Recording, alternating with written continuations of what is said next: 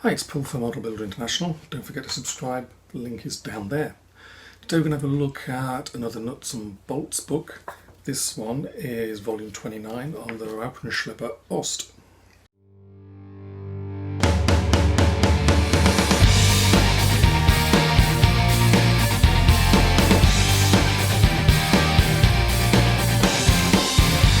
Okay, so let's have a look inside the book. This is, as I mentioned, volume 29, and it covers the Raupenschlepper Ost, or RSO. So let's look inside. Starts off with basically a preface, basically where this idea came from. Basically, it's based on that sort of Russian tractor and the need to something to deal with the Russian mud, basically. So basically it's a really simple thing, just designed for trudging around in mud, basically, up to its axles in mud. Had wider tracks and was a simpler version of the Russian original. So, as I said, we start off with the introduction, running gear and a frame. There's the running gear, you can see it's very simple. Superstructure, driver's cab. Again, everything about this was basically built for simplicity. Simple engine, some black and white photographs, technical data. There's the original data for the Russian artillery tractor. And there's a couple of versions of the RSO. I think they're not a great deal to look between them, but in this book it'll explain exactly how to tell the difference. Production, basically they were hoping for to start with 1,000 units per month and then up to 2,000 units per month. And then the RSO in our active service, how it's used in infantry units,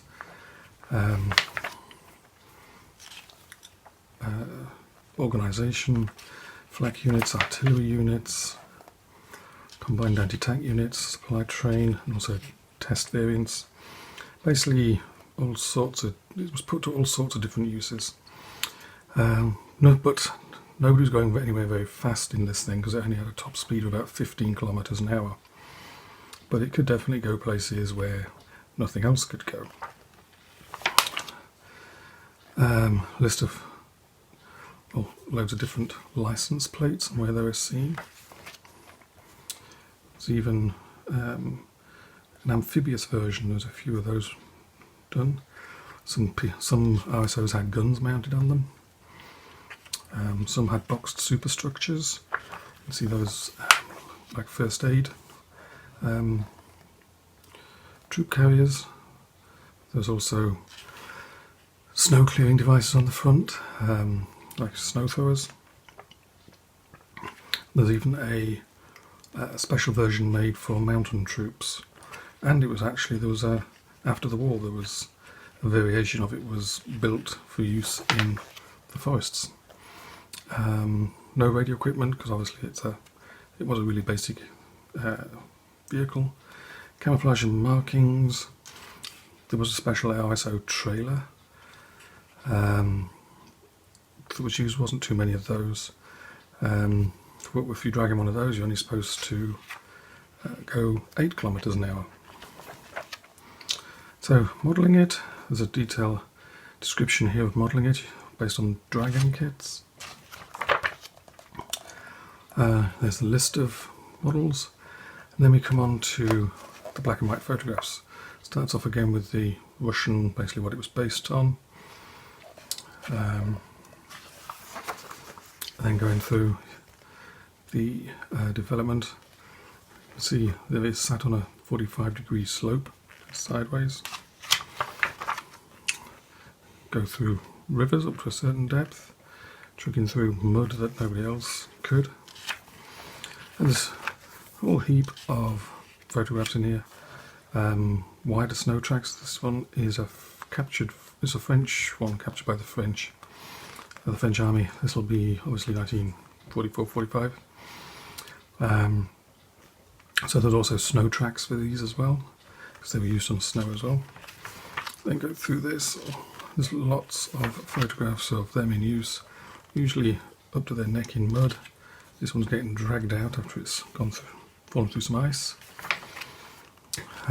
Usually they were factory produced in Dunkelgelb, yellow. Oh, there's an amphibious version, not many of those. Was it about 100 were built of those? One's fallen over, being pulled upright again. On trains, very simple engine inside. Bare maintenance, you could lift the whole cab off easily enough. In fact, here's one with everything taken off, just the running gear left. So, as I said, loads of contemporary black and white photographs. There's one with the snow tracks on. Pulling artillery pieces, pulling out a trailer and another vehicle.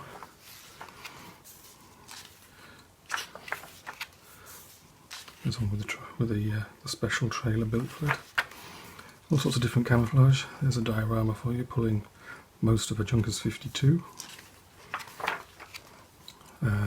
Artillery carriers, well, ammunition carriers. There's a ton of photographs here, all sorts of diorama ideas. Shows you how they weathered where the dust congregated. A special version of a 20mm anti-aircraft gun mounted on the back of one for mountain troops. Dragging 120mm mortar. There's the snow clearers. You'd have to scratch build one of those, I think. There's a couple of different versions for clearing snow.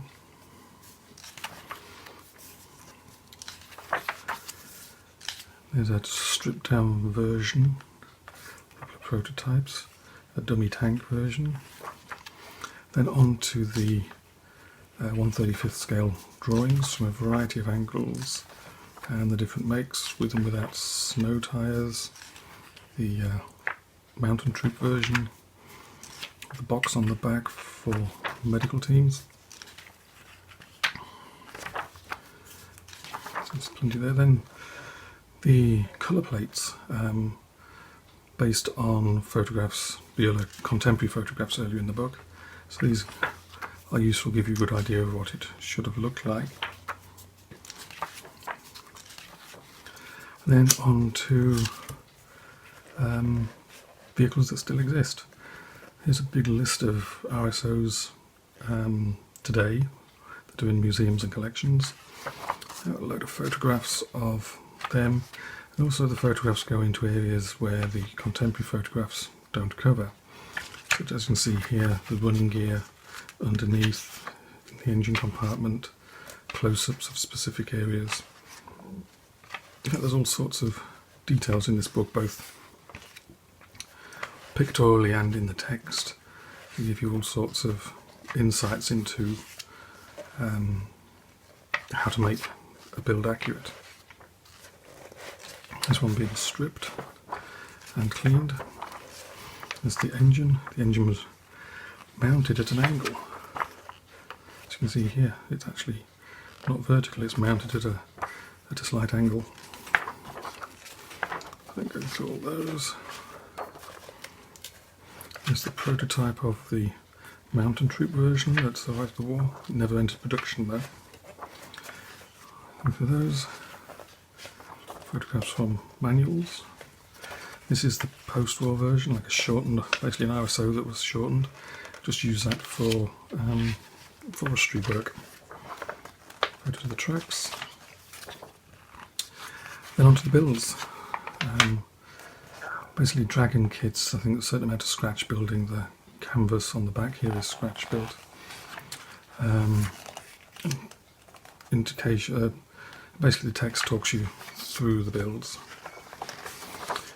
And then to the end, 176 pages of all the different types of RSO that existed, all the different uses they got put to, paint schemes, pretty much anything you might want to know about the RSOs in this book. If you have a kit of the RSO, this is the only book you're going to need to make it accurate. As you can get these direct from the Nuts and Bolts website. I'll put the link underneath the video. and many thanks to Nuts and Bolts for sending it along for us to have a look at.